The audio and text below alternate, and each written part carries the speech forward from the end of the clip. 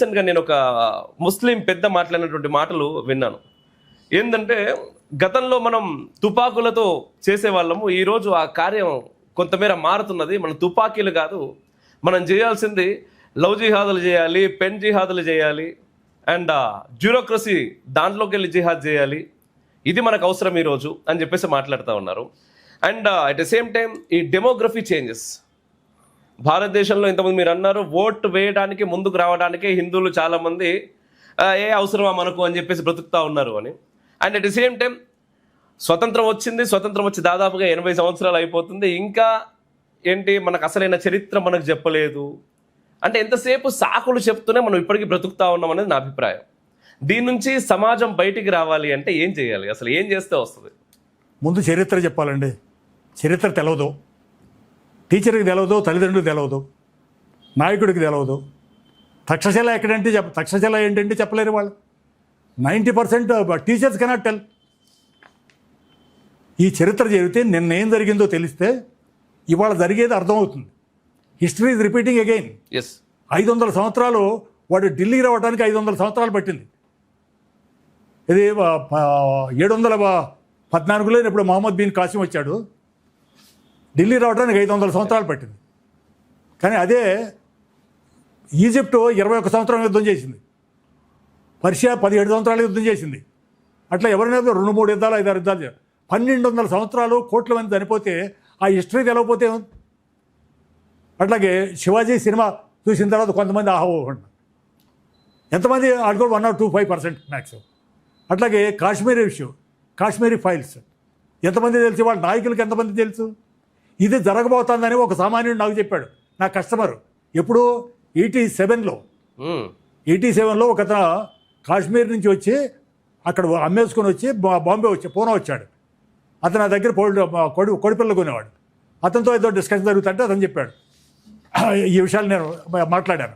అప్పటికి ఇంకా నాకు సంఘ పరిచయం లేదు, మామూలు సాధారణ పౌరుడిగా మాట్లాడతాను. ఇట్లా చేస్తున్నారు ఈ దుర్మార్గులు, ఇట్లా కాశ్మీర్లో ఇట్ అవుతుంది అది ఇది అని చెబుతుంటే అవునండి అని చెప్పి అతను చెప్పాడు. ఏమైనా అతను అతను బంధువులందరినీ పిలిచి రాబోయే, ఇది ఎప్పుడు 87లో జరిగింది, ఇప్పుడు 1991లో జరిగింది. ఇది విపి సింగ్ గవర్నమెంట్లో జరిగింది. సో అంటే 4 సంవత్సరాలు ముందే అతను చెప్పాడు నాకు. బంధువులందరినీ పిలిచి భోజనాన్ని పిలిచి రాత్రిపూట భోజనాలు అయిన తర్వాత అందరికీ చెప్పాడు, రాబోయే 4-5 సంవత్సరాలు మనం కూడా తుపాకులు పడదామా లేదా అమ్ముకుని వెళ్ళిపోదాం ఇక్కడికి వెళ్ళి. ఎందుకంటే 4-5 సంవత్సరాల తర్వాత మన ఇక్కడ బతకనవరో చంపేస్తారో తరిమేస్తారు అంటే అంతా తిని బయటికి వెళ్ళినాక ఎకిలిన వినేవారు. పిచ్చాడు, భయపడుతున్నావు గవర్నమెంట్ ఉందా అని చెప్పాడు. గవర్నమెంట్ ఏమీ చేయలేదు, మన చంపిన తర్వాత వచ్చి కేసు పెడుతుంది, ఆ కేసు కూడా ఏముండదు, ఇంకో గవర్నమెంట్ వస్తుంది, ఆ కేసు ఎత్తేస్తారు. ఇది జరగబోతుంది. మరి నేను ఆ మాట వినపోతే నేను వెళ్ళిపోతున్నా.